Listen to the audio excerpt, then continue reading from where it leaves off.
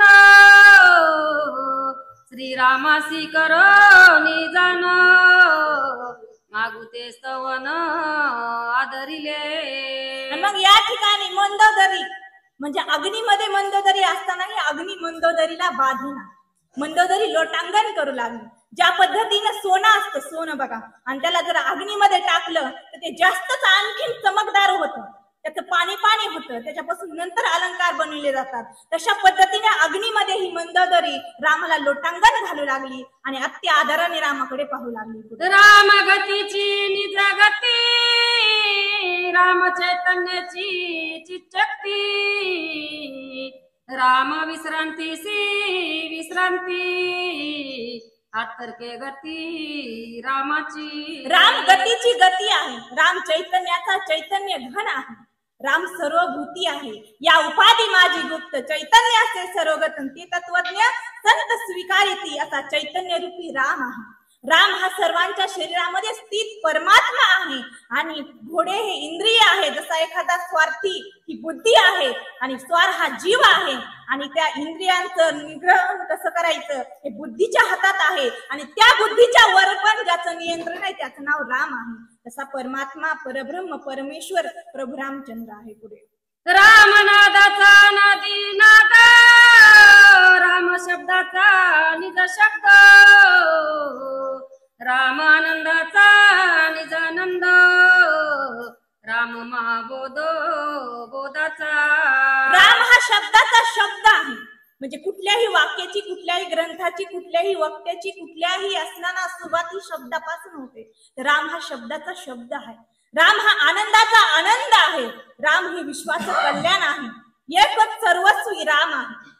म्हणून सर्व धर्म परित्याज्य मामेक शरण व्रज मम भक्त सर्व प्रिय।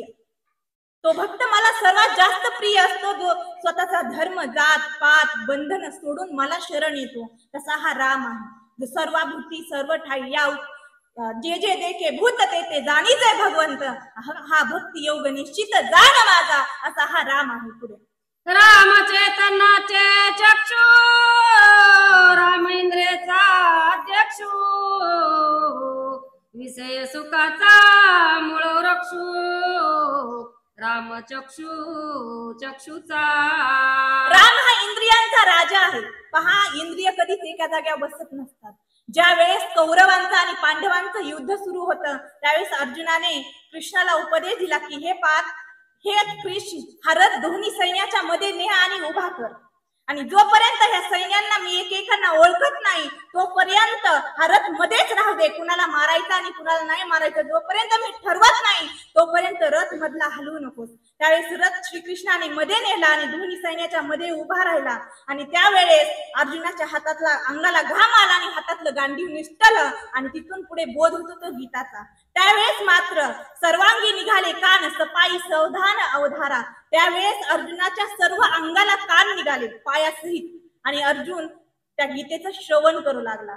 तसं इंद्रियांचं सगळ्या इंद्रियांचं जे दमन आहे ते ईश्वराच्या चिंतनात होतं। जसं अर्जुनाला झालं तसं या ठिकाणी मंदोदरीला झालेलं आहे। पुढे राम स्वर्गाचा आदी स्वर्ग राम अपवर्गाचा अपवर्ग राम जीवा शिवाचा योग राम सुलभ सुलभत्वे। राम हा जीवाचा योग आहे। राम हा स्वर्गाचा स्वर्ग आहे। राम ही जीव शिवामधलं मिलन आहे।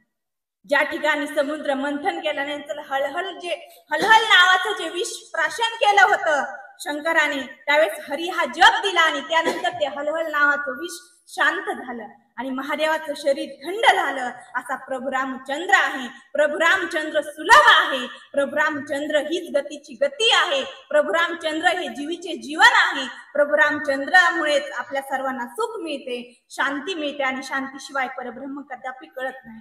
तसा हा प्रभू रामचंद्र आहे। पुढे राम सुखाचे सोली व सुख राम विस्मरणीय अगाध दुःख ऐसे बोलता एक एक निज देह देख विसरली। राम हा सोली व सुख आहे। रामाचं विस्मरण म्हणजे दुःख आहे। रामाचं सुख सोली व सुख शब्द पहा, सोली व सुख म्हणजे ज्याचा कधीही नाश होत नाही असं ते म्हणतात ना, सोली व सुख म्हणजे कदापि त्याचं मोक्ष काय आणि त्याच्या पुढे स्वर्ग काय सर्व फिकं पडतं असं सोली व सुख. गोमट ते द्यावे असं संत म्हणतात. गोमट ते द्यावे, गोमटेमध्ये ज्याचा कधीही वीट होत नाही असं गोमट, ज्याचा कधीही भंग होत नाही असा अभंग असा प्रभू रामचंद्र आहे. पुढे मौनीच करी महासती लोटांगण रघुपती घालोनिया ती प्रीती सांडिले निश्चिती कलेश्वर. मग या ठिकाणी अतिप्रीतीने शरीर म्हणजे काय हो, जैसे जीर्ण वस्त्र सांडीचे मग नूतन वेडीचे तैसे देहांतरे स्वीकारीचे चैतन्य नाते. जसा फाटलेला कपडा सोडायचा आणि नवीन आणलेला परिधान करायचा घालायचा तशा पद्धतीचं हे शरीर आहे. तसं मंदोदरीनं या ठिकाणी प्रभू रामचंद्रांचं स्मरण केलं, लोटांगण घातलं आणि कलेवर म्हणजे स्वतःचं शरीर जसा जुना कपडा त्यागते तसं त्यागलं आणि सोडून दिलं. पुढे अंगी कापुरा योग होता तद्रूप होय एकात्मता देवी देह त्यागे रावण कांता झाली तत्वता श्रीराम. आणि मंदोदरीनं देह कशा प्रकारे ठेवला, जसा एखादा कापूर असतो बघा, आपण आणलं की त्याला कापराची वडी आपल्याला ती पांढरी दिसते, कौपूर गौरव म्हटलं जातं महादेवाला, पण ते कपूर आपल्याला पांढरा दिसतो. मग त्या कपुराची गोळीला ज्यावेळेस आपण अग्नी लावतो त्यावेळेस कपुराचा नाश होतो आणि खाली फक्त अग्नी शिल्लक राहतो. तशा पद्धतीने या ठिकाणी मंदोदरीची अवस्था झालेली आहे. तिचं शरीर नाश पावला आणि पूर्ण रामच तिच्या ठाई राहिला. पुढे लोकी प्रतायसी सहगमना नाही मंदोदरीसी सतीत्वाची ख्याती जिसी ते वैधत्वेसी केवी राहे. मग सतीत्वाची ख्याती ऐसी ते वैधत्वेसी कैसी राहे. जी पतिव्रता आहे तिचं सौंदर्य तोच पर्यंत असतं जोपर्यंत पती जिवंत आहे. पतिव्रतेचं भूषण जिवंत आहे तोपर्यंतच पतिव्रता असते. मग ती पतिव्रता असल्यानंतर सत्य पतिव्रता फक्त 5च का नावं घेतली जातात, कारण देह ठेवलेला नाही. हिनं जर देह ठेवला असता तर हिचं नाव त्या 5 पतिव्रतापैकी, पतिव्रता अनेक झाल्या पण काही कौशल्या माता पतिव्रता नव्हती, काही माता पतिव्रता नव्हती, त्यांचं नाव घेतलं जातं का? घेतलं जात नाही महाराज. कारण या ठिकाणी ज्यावेळेस दशरथ गेला त्यावेळेस त्यांच्यासोबत कुणीही गेलेलं नाही. तसं रावणासोबत मंदोदरी गेली म्हणून तिचं नाव अजून चिरंकाल टिकून आहे पतिव्रता म्हणून. आणि पतिव्रतेने वैधत्वाचं जीवन आहे ते जगू नये म्हणून तिनं सहगमन केलं. पुढे अवघी केला जय जयकार वानर भारी आल्हाद तोर सती पतिव्रता पवित्र केले चरित्र जगत गणना. मग या ठिकाणी सर्व जेवढे वानरगण जमलेले होते त्यांनी जय जयकार केला, त्यांना आनंद झाला. आणि पतिव्रतेचं जी काही भूषण असतं, जी काही कीर्ती असते ती मंदोदरीनं मिळवली, जी आजपर्यंत टिकून आहे. आणि त्या पतिव्रतेच्या सतीत्वाला मान दिला आणि स्वतःचा देह त्याग केला. राक्षसांच्या कांता आणि रावणाच्या वनिता एरी एरी ते वाने देता झाल्या प्रवेश त्या अग्नी माझी. आणि ज्यावेळेस मंदोदरी गेली ते पाहून पुन्हा नंतर रावणाच्या ज्या वनिता म्हणजे रावणाच्या ज्या पत्न्या होत्या, राक्षसांच्या ज्या पत्न्या होत्या, त्यांनीही स्वतःचा देह त्याच्यामध्ये त्याग केला. म्हणून म्हणतात जर समाजामध्ये संस्कार असतील तर एक तरी व्यक्ती संस्कारी होतोच. आता होत नाही तो भाग वेगळा, पण एक तरी व्यक्ती संस्कारी होतोच. आणि संतांची संगत असल्यानंतर सत्वगुण अंगामध्ये शिरतातच. तशा पद्धतीने मंदोदरीनं जे कार्य केलं त्याचं अनुकरण राक्षसांच्या आणि रावणाच्या पत्न्यांनी केलं. पुढे धर्मात्मा श्रीराम भक्त विभीषणाती विरक्त उत्तर विधी साध्यंत केली विधियुक्त बंधुसी. आणि विभीषण कसा आहे? विरक्त आहे. काम क्रोध लोभ मत्सर यापेक्षा वेगळा आहे. ब्रह्मरभेदी कोंडे तैसेची काष्ट कोरडे आता उत्तीर्ण होईल प्राणी परी कमळ दर चिडून येणे अशी अर्जुनाची अवस्था झाली होती. सर्व सैन्य पाहिलं आणि ते यांचा सगळ्यांचा नाश होणार आहे आणि मी जिवंत राहणार आहे ते पाहायला याची कल्पना करूनच अर्जुन त्या ठिकाणी जसा एखादा भ्रमर असतो तो तिथलचा सुगंध घ्यायला जातो आणि दोन्ही कमळाच्या पंखुड्याच्या आतमध्ये सापडतो. तिथं त्याचा जीव निघून जातो, पण त्या पंखुड्यामधून बाहेर येत नाही. तसं हे कोमल पंखुड्यासारखं हे मोह आहे. इतकं सोपं नाही. या मोहातून आपण बाहेर येत नाही.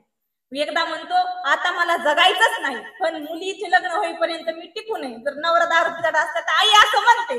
मुलीचं लग्न झालं की म्हणते मुलाची सून तिला शिकून तर टिकून राहायचंय, बाकी मला जीवच ठेवायचा नाही. पण शेवटपर्यंत ती राहते, कारण मोह सुटता सुटत नाही. परंतु या ठिकाणी सर्व कुलाचा क्षय झाला तरी या ठिकाणी विभीषणाला विरक्त आहे. विभीषणाच्या मनामध्ये कसलाही मोह नाही. आणि उत्तर विधीमध्ये सर्व काही जे मृत्यूच्या नंतरची विधी आहे तो विधियुक्त आणि पूर्ण अंतकरणाने तो पूर्ण करतो. पुढे सकलांचे मनोगत सिद्धी पावले समस्त,